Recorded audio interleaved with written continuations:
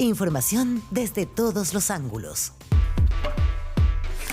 Sí, ya está con nosotros el ministro de Justicia, Luis Cordero, que además nos encanta porque a él le gusta venir presencial y eso hace otra conversación. ¿Cómo le va, ministro? Buen día. Bien, ¿y ustedes? Buen día. ¿Qué tal? Sí, porque así nos podemos mirar, Así es. ¿cierto? Nos podemos comunicar mejor. Se puede conversar. Se puede conversar, exactamente. Exactamente, y esa es la idea. ¿Qué tal, ministro? Harto que conversar, pero es inevitable partir por lo que ha marcado políticamente la agenda en las últimas horas, que son las declaraciones que realizó el senador del Partido Comunista, Daniel Núñez. Esto lo fue en una entrevista en CNN Chile, donde dijo dos cosas. No solamente hizo este llamado, digamos, a que el gobierno tiene que convocar a la presión ciudadana para sacar adelante las reformas.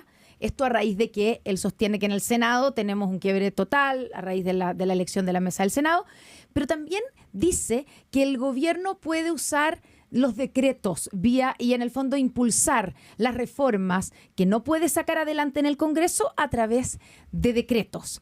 ¿Cuál es la postura suya como ministro, pero del gobierno frente a esto? ¿Es algo que los interpreta? A ver, yo creo que ayer el gobierno fue relativamente claro. La primera fue una pregunta que se le formuló al subsecretario Monsalve y la segunda a mí. Sobre el primer punto, mira, hay un tema que es bien estructural. Al gobierno le corresponde gobernar, le corresponde adoptar medidas, gestionar el Estado, lograr acuerdos, y esos acuerdos los tiene que hacer con los distintos interesados, pero especialmente en el Congreso, en aquellos casos que requiere medidas legislativas. La movilización social es históricamente una iniciativa de la sociedad civil, de los partidos políticos, y yo creo que diferenciar esos ámbitos es bien relevante. O sea, no es el gobierno el que tiene que llamar, digamos, a la movilización social para presionar al Congreso. Es que yo creo que no corresponde. Porque lo que corresponde es que el Ejecutivo ejerza sus atribuciones. La obligación nuestra en el Congreso es tratar de conversar y generar acuerdos para llevar a cabo reformas. Es que, perdón, ministro Luis Cordero, es que lo complejo acá es que la petición la hace un senador de la coalición gobernante, la ratifica el presidente de uno de los partidos eje de la coalición de gobierno, que es el Partido Comunista, la ratifica el presidente de la Revolución Democrática, es decir, no son voces de la sociedad civil que están llamando a que el gobierno pida movilizar. Son desde el interior de las fuerzas políticas del gobierno que están haciendo este llamado justamente porque dicen no tenemos la capacidad de llegar a acuerdos en el Congreso. Ese es el punto político interesante en esto. Sí, y el punto que uno dice, bueno, ¿cómo se va a mover el gobierno en sus relaciones de lealtad con sus coaliciones? Y bueno, y al gobierno lo que le corresponde es transmitir cuál es la obligación esencial. ¿Se incomodó el gobierno con estas declaraciones? Por lo menos, yo puedo hablar en relación a mí. A mí no me incomoda. A mí me parece, si hay alguien que quiere manifestar una opinión de ese estilo, a mí me parece razonable que de parte nuestra se produzca la respuesta y la advertencia de cuáles son los límites. Cuando uno está en el gobierno, tiene responsabilidades ejecutivas. Y yo creo que eso nunca hay que olvidarlo. Y me parece que el rol de los partidos políticos está claro en la ley, está claro en su historia, pero no le corresponde al gobierno estar convocando a la protesta social. Es contraintuitivo, de hecho, y creo que la diferenciación de roles en una sociedad democrática es muy relevante. Y la alternativa de imponer o sacar adelante las reformas sociales a través de decreto, saltándose el Congreso, yo creo ¿es una alternativa para el gobierno? Yo en eso entiendo que la expresión del senador es, si uno observa bien la Constitución, se podría dar cuenta que es posible ejecutar. A ver, yo creo que la Constitución, y particularmente la nuestra, es una Constitución que distingue bien, esto fue algo que dije, que me preguntaron ayer, que distingue bien los roles del Congreso de los roles del Ejecutivo. Esto ha sido una discusión histórica. De hecho, el presidente Elwin, una cantidad importante de medidas, hubo otras tantas durante la administración del presidente Frey, se trataron de impulsar, en los límites de la Constitución, por cierto. Generaron una gran discusión en el Tribunal Constitucional. Chile tiene después de estas décadas, tiene un abundante criterio de delimitación de ámbitos. Si usted me pregunta a mí si es posible tener reformas estructurales sin la aprobación del Congreso, yo le diría, dado el diseño constitucional chileno, no. Es posible adoptar medidas ejecutivas o implementar algunas de leyes que ya se han dictado, sí. Pero respecto de las primeras, yo creo que hay que tener muy clara cuáles son las reglas de la Constitución. Las reglas de la Constitución tienen, entre otras cosas, la arquitectura para tomar decisiones y define las reglas del juego. Y yo creo que eso es conveniente que siempre las tengamos claras. Siempre hay zonas que son discutibles, interpretables, pero creo que el principio nunca hay que perderlo de vista. Ministro, usted es el ministro de Justicia llamado a poner, ¿no es cierto?, el marco de la institucionalidad y de la racionalidad en la conversación, pero eso también tiene un contenido político, y en el contenido político lo que también se ve o resuena son las palabras del diputado Gonzalo Vinter en su minuto, que empezó a instalar una inquietud respecto de que aquí estaba en juego una batalla ideológica. Y si uno hilvana probablemente las declaraciones del senador Nuño, la inquietud de sectores del Frente Amplio, es que el gobierno podría estar perdiendo también, ¿no es cierto?, si no lleva adelante sus reformas paradigmáticas o emblemáticas, parte importante de la razón de ser del gobierno. Claro, lo que pasa es que yo creo que hay dos dimensiones que son distintas. Una tiene que ver con cuáles son las condiciones del debate. Esta es la institucionalidad, estas son las reglas del juego. Y otras son cuáles son las convicciones para llevar a cabo las reformas. Hoy día, para nadie es una sorpresa, como se produjo la correlación de fuerzas en el Senado, que es lo que pasa en la Cámara de Diputados. Y a mí me parece que en democracia uno tiene que ser bien transparente. Y uno tiene que ser transparente tanto para triunfar, para lograr acuerdos, como en aquellos casos donde uno quiere dejar claras las diferencias. Porque de tanto en tanto, y para eso sirven las elecciones, los ciudadanos y las ciudadanas van a las urnas con el objeto de definir quién quiere que los gobierne o cómo quieren que se integre el Congreso o quién está a cargo de sus gobiernos regionales o municipios. Y esos son los momentos donde las personas también miden las convicciones. Entonces, yo creo que no hay que perder de perspectiva que uno puede actuar con convicción, con la voluntad de llegar a acuerdos. Pero si hay alguien que no quiere llegar a acuerdo con uno, bueno, los electores deberán luego tomar su decisión en las urnas, pero yo creo que son ámbitos que no hay que confundir. Y no hay que confundir en un contexto que me parece que es bien relevante. Los parlamentarios tienen una lógica en el sistema institucional. Ellos representan no solo sus partidos, sino que también representan a sus electores. Pero el gobierno y el ejecutivo está a cargo de gestionar el Estado. O sea, es la obligación de que el Estado tenga continuidad, de que se presten los servicios públicos a las personas, que no se interrumpan esos servicios esenciales, que las cuestiones elementales sobre las cuales descansa la vida en sociedad sigan operando de modo adecuado. Y por eso, quienes estamos en el Ejecutivo y tenemos cargos de responsabilidad pública, nos debemos a esa lealtad. Y yo creo que eso no hay que perderlo de perspectiva, porque yo creo que lo que planteó el diputado Vinter no es incompatible en el contexto de que vienen 2 años muy marcados desde el punto de vista de la discusión electoral, y el gobierno, por cierto, tiene responsabilidades públicas en la gestión del Estado. Estamos conversando con el ministro de Justicia, Luis Cordero. Ministro, ¿hay que hacerle modificaciones al sistema de nombramiento de los jueces, de los magistrados, los miembros de la Corte Suprema o también de la Corte de Apelaciones después de lo que conocimos de la supuesta influencia que tuvo Luis Hermosilla en el nombramiento de al menos 2 jueces? Uno de la Corte de Apelación y otro de la Corte Suprema. A ver, yo lo diría del siguiente modo. Sobre el régimen de nombramiento de jueces, Chile viene discutiendo desde hace muchísimos años. De hecho, después del retorno a la democracia, eso fue muy intenso, eso explicó la reforma constitucional de finales de los 90, que llevó el periodo de duración, por ejemplo, de los ministros de Corte Suprema hasta los 75 años, la participación del Senado, en fin. De tanto en tanto tenemos crisis de estas características, o sea, esta no es la primera. Y esas crisis han permitido ir avanzando en algunas cuestiones que pueden ser elementales. Por ejemplo, la Corte Suprema hoy día hace audiencias públicas para esos concursos. Usted sabe hoy día, no antes, hoy día cómo vota cada ministro de Corte en la conformación de ternas.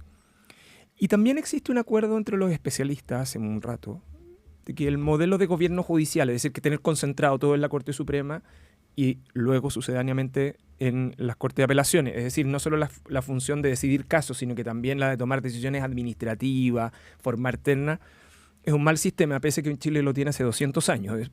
La Corte Suprema cumple 200 años, pero ese es el sistema que tenemos hace 200 años. Los 2 procesos constituyentes tuvieron reformas en este sentido.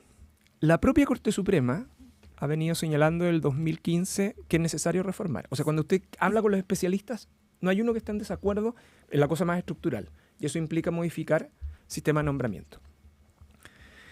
Hay un proyecto que crea la Comisión de Nombramientos que en principio está bien inspirado, pero que tiene una crítica de su constitución. Pero si uno mira estos casos, lo voy a decir del siguiente modo. Yo puedo modificar el sistema de nombramiento, pero si no ilumino las secciones de opacidad del sistema y de los vínculos, usted más o menos... ¿Y eso pasa por una ley de, pasa por una ley de lobby, ministro? Y eso pasa esencialmente por transparentar cualquier tipo de conversación, vínculo o gestión que pueda realizar un tercero en el contexto de un proceso de nombramiento en curso. ¿Esto se supo siempre o esto se devela ahora por la situación o las preguntas que deja, ¿no es cierto?, el rol de Luis Hermosilla en la eventual influencia en denominación de jueces? Lo que pasa es que... Qué importante hacer el punto, porque, a ver, como usted dice, hace mucho tiempo que se dice que el besamano era famoso. O sea, nada de esto probablemente sorprende, y sobre todo usted ha sido abogado. Y la misma Corte Suprema habla ayer de opacidad. O sea, nada es nuevo. Ojo, la declaración de la Corte Suprema ayer es un muy importante reconocimiento. Ok, entonces lo que tenemos hoy día frente a una ciudadanía que sospecha de todo y que ha ido perdiendo niveles de confianza y una institucionalidad frágil, es importante entonces decir, bueno, si ya el diagnóstico está hecho. Pues. Entonces, ¿qué es lo que develó la situación de Luis Hermosilla para hablar como más en clarito? Yo creo que para hablar en términos muy claros, es que esos espacios de opacidad son espacios que hay que eliminar. Y la manera de eliminar... Hay un camino largo que es modificar el sistema de nombramiento, hay un camino que yo creo que es más inmediato, que es el gobierno está trabajando en él, que es eliminar esos espacios de opacidad, y eso tiene que ver con regular, registrar cualquier gestión que un tercero puede realizar a favor de alguien en un proceso de nombramiento, desde la etapa previa, que es la etapa de la conformación de las ternas en adelante, sea que lo realice presencialmente o bien de modo telefónico o telemático. Esto es como una especie como de profundización de reglas de gestión de intereses. Y además, sea que lo formule un particular o otro funcionario público, ¿no? Ya, pero como, por ejemplo, pongamos este caso súper concreto. Primero quiero preguntarle, ¿usted se sorprendió con lo que se dio a conocer de estos audios de Luis Hermosilla? Lo que pasa es que los audios de Hermosilla son de muy distinta naturaleza. En este caso, los casos que aparecen en el día sábado, en el reportaje de CIPER, yo creo que ahí es bien relevante porque le preguntan a ambos. Sí. Al ministro Mato, el ministro Mato es bien transparente en decir, de hecho lo vuelve a precisar en una entrevista en La Tercera y en El Mercurio, que él habló con Luis Hermosilla, que no mantiene correspondencia con él, ni siquiera telemática, pero que él habló con él cuando en el proceso de nombramiento, si le preguntaban por él. Esa es la única gestión, entiendo, que él hizo. En el caso del ministro Antonio Ulloa, el ministro Antonio Ulloa reconoce un vínculo más permanente con él. Y eso es lo que revela, no necesariamente, primero, que ese es el ejemplo de si uno está evaluando comunicaciones que puedan ser calificadas de impropias, pero que no son delitos. Los delitos van a estar focalizados si es que en alguna de las comunicaciones que Luis Hermosilla tuvo, alguien le entregó una información, por ejemplo, de un fallo previamente, y eso sería como violación de secreto, si obtuvo una decisión a cambio de algo, como escuchó. Todo eso hasta ahora es una hipótesis. Pero podría constituirse acá, por ejemplo, se pregunta como abogado, tráfico de influencia, o un poco echando mano a la frase que dijo la vocera, que fue muy polémica en su minuto, pero en vista de lo que ha ido apareciendo, una posible red de corrupción. Lo que pasa es que el tráfico de influencia requiere incidencia determinante. Si usted recomienda a alguien, y dice, yo lo conozco, eso no va a entrar. Pero otra cosa distinta es que usted órdenes de instrucciones, haga gestiones. Haga gestiones eficaces con tal fin. Ahora, una manera de reducir eso es obligar a aquella persona, las personas que están involucradas en los procesos de nombramiento son en las Cortes de Apelaciones o en la Corte Suprema, los jueces de las Cortes. El Ejecutivo y luego, en el caso de la Corte Suprema, los senadores. El Ejecutivo está buscando que cualquier comunicación o contacto que pueda existir en esas autoridades, desde los ministros de Corte hasta los senadores, pasando por el Ejecutivo, que realice cualquier persona en favor de un tercero que participa de ese concurso, sea registrada. Yo solo quiero... Eso genera desincentivos al llamado. ¿Eh? Ministro, pero solo para terminar el punto, usted que conoce el sistema por dentro, ¿a usted le pareció extraño, le extrañó que Luis Hermosilla haya, por lo que sabemos, digamos, Mantenido estas relaciones, llamando por teléfono para influir sobre el nombramiento de un ministro, porque cuando uno conversa con los abogados penalistas y qué sé yo, te dicen, pero eso ha pasado siempre. Lo que pasa es que hoy día es Hermosilla, pero mañana es otro. Sí, lo que pasa es que yo me resisto a normalizar algo que no debemos normalizar. Pero no se sorprendió. No me sorprendí, pero acá hay un problema que es bien estructural. Esto que ha pasado siempre. Una cosa es que usted le pregunta a la comunidad legal qué opinión puede tener de un candidato para un juez y usted podrá hacer una evaluación sobre la base de sus decisiones. Otro es que usted pueda tener intermediarios específicos. Y por eso yo he sido bien en claro en este tema desde que salió desde el inicio. Aquí no solo se afecta la credibilidad del funcionamiento del sistema judicial,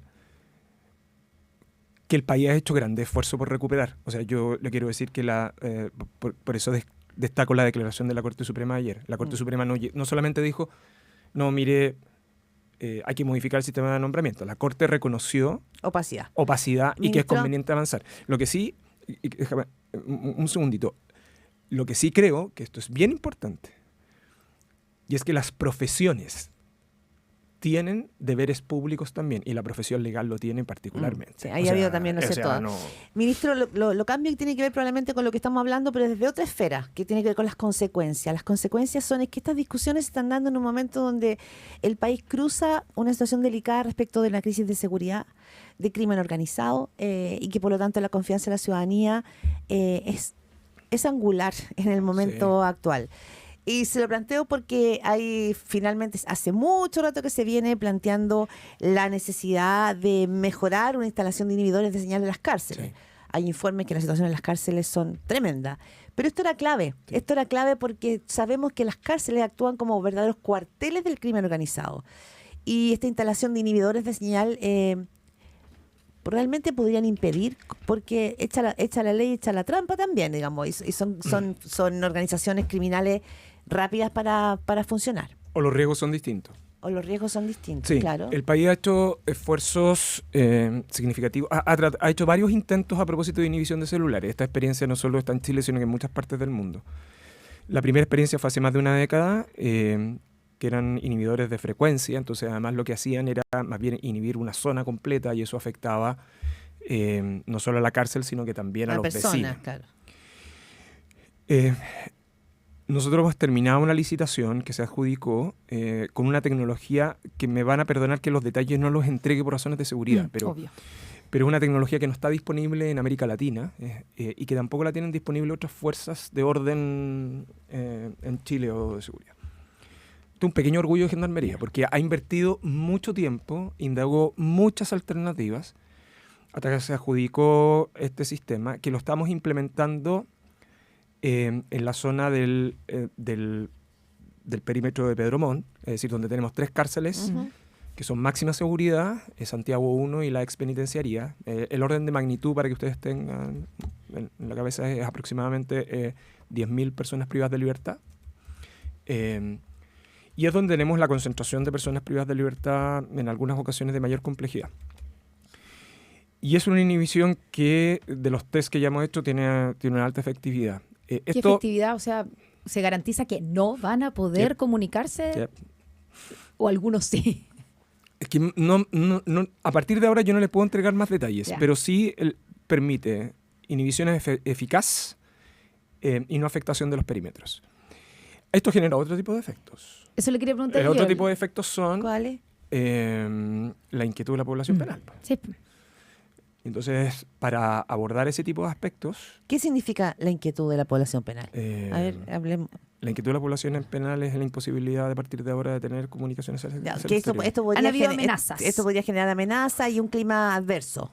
Un clima adverso que tiene que ser adecuadamente controlado. Gendarmería tiene un buen departamento de inteligencia e investigación criminal. Eso ha implicado tomar decisiones previas. Si ustedes han visto las semanas anteriores, ha habido una fuerte acción sobre cada uno de esos penales. Tenemos una gran coordinación con Carabineros, porque también se puede afectar, hay personas que podrían hacer actos desde el exterior, y también con el Ministerio Público. Pero yo lo voy a decir del siguiente modo. Nosotros vamos a llevar a cabo inhibidores de celulares. O sea, esto aunque sea lo último que yo haga, es lo que vamos a hacer.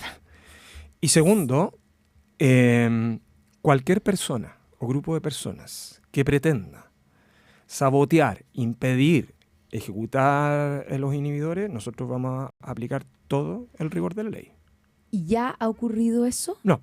¿Pero han habido amenazas a gendarmes en Santiago 1, por ejemplo? ¿Eso es real o no, ministro? Pero no sobre este tema. No sobre este tema. Hemos tenido advertencias, típicamente situaciones como de panfletos y demás.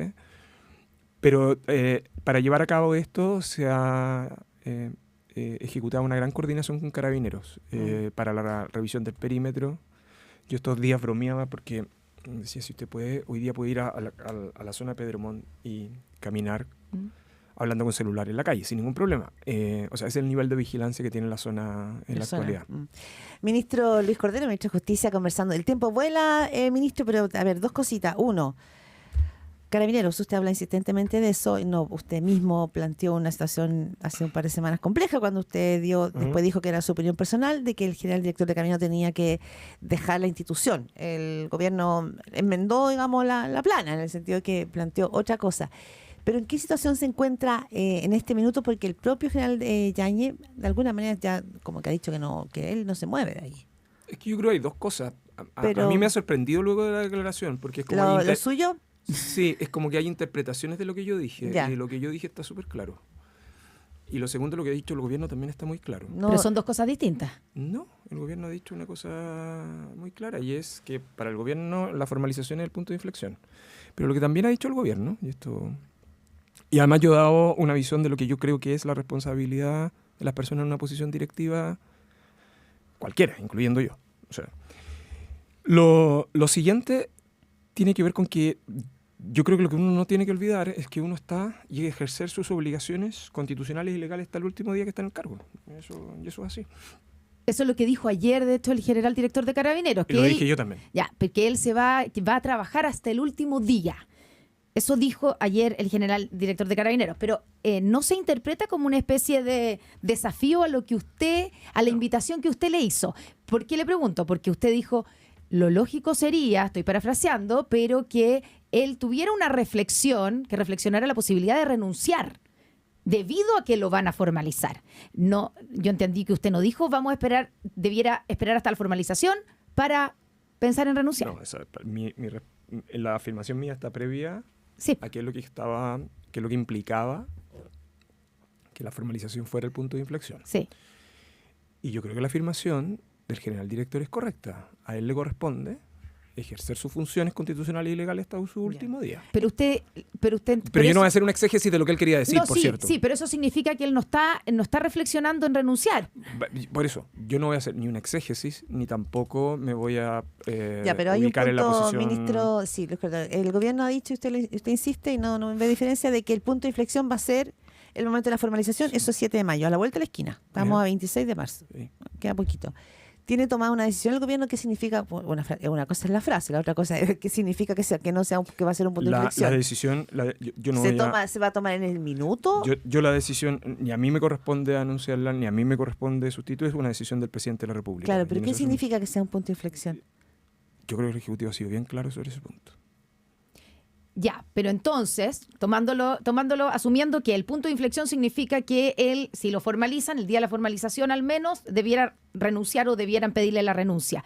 Pero a juzgar por las palabras de ayer del general Yáñez y el respaldo también que le dio el subsecretario del Interior, el general Yáñez optó por no renunciar antes de ser formalizado. Y el gobierno aceptó. Y el gobierno aceptó. Yo creo que el 7 de mayo queda. Segundo, yo creo que no hay que ver desde perspectiva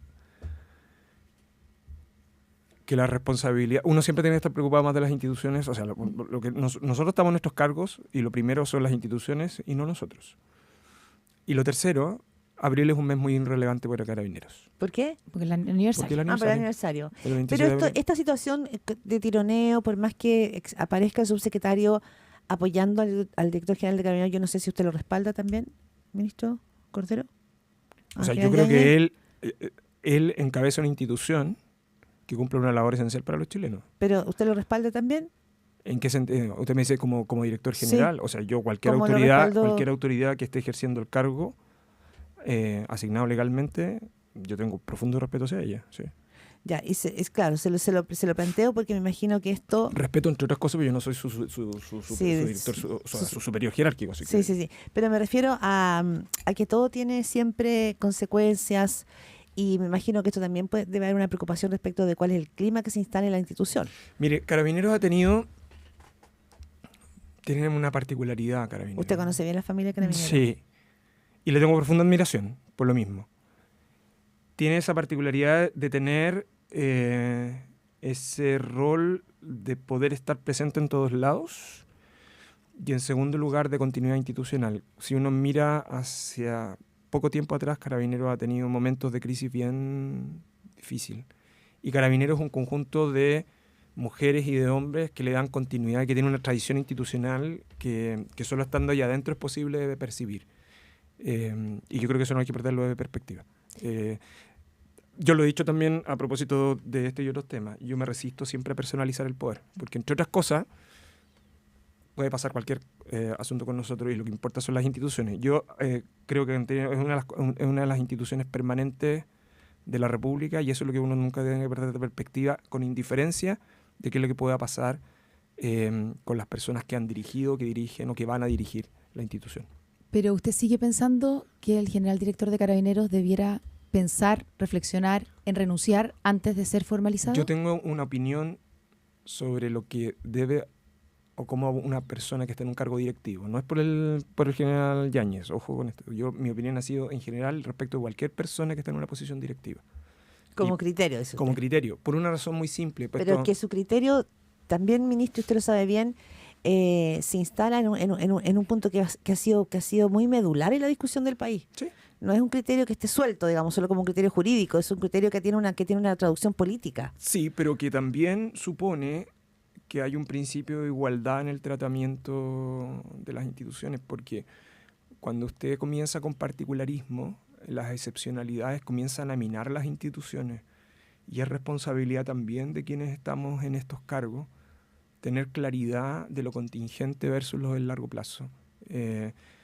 Quedarse en la contingencia es demasiado seductor y uno tiene que tratar de hacer los esfuerzos de que hay algunas decisiones que tienen incidencia en el largo plazo. Y yo creo que hay criterio general, el gobierno fijó un criterio general. Ya, pero su criterio es que alguien que lidera una institución, en este caso Carabineros, que está en un cargo directivo. Que está en un cargo directivo y que va a ser formalizado, más allá de que sea en 2 meses más, debiera renunciar. O sea, lo que pasa es que yo creo debiera abandonar o pensar no perjudicar las instituciones que dirigen. Y eso lo voy a ejemplificar. Si yo supiera que a mí me van a formalizar y yo considerara que hay una serie de aspectos, porque por último son aspectos formales, lo natural es que yo dijera, mira, la formalización es un acto de comunicación que no puede comprometer mi principio de inocencia, ¿cierto? Pero es cierto también que yo dirijo una institución y que la pregunta es cómo yo concentro mi defensa cuando también tengo que dirigir una institución. Y yo creo que cuando uno está en el Estado, uno actúa, hay un interés personal, pero ante todo uno tiene que actuar con lealtad al interés general, que es la institución a la cual uno pertenece. Y usted mantiene su postura de que él debería haber renunciado. Lo que pasa es que a mí claro. días atrás un senador, un senador de oposición al cual le tengo yo bastante afecto, me dice, mira, ministro, lo que pasa es que tu criterio es muy estricto, porque si el día de mañana, esto en general, ¿no? El criterio como principio general, porque el día de mañana te toca un fiscal descriteriado, eso sería, y te formaliza. Dije, sí, lo que pasa es que cuando puedo tener un fiscal descriteriado, pero lo cierto es que dado el sistema institucional que nosotros tenemos, lo razonable es que uno no comprometa las instituciones. ¿Y la permanencia del general Yáñez en el cargo entonces está perjudicando la institución a su juicio? Yo, respecto del funcionamiento actual de Carabineros, yo creo que Carabineros está funcionando... O sea, yo creo que no ponga palabras en mi boca que yo no he dicho. No, lo que pasa es que usted dijo que lo que hay que tener cuidado... Sí, sobre todo por el efecto de formalización. Que el efecto perjudique a la institución. Por eso mi pregunta, la permanencia del general director de Carabineros... Yo creo que él hasta ahora ha desempeñado lealmente el cargo y sus obligaciones constitucionales. Ministro de Justicia Luis Cordero, muchísimas gracias por estar aquí en esta pauta de análisis y arrancar este día miércoles 27 de marzo. Miércoles y ya comienza Jueves Santo. Ella comienza Jueves Santo. Buen fin de semana para Usted quien también. no. Que tenga un buen día. Muchas gracias. Chao, chao. Gracias, ministro.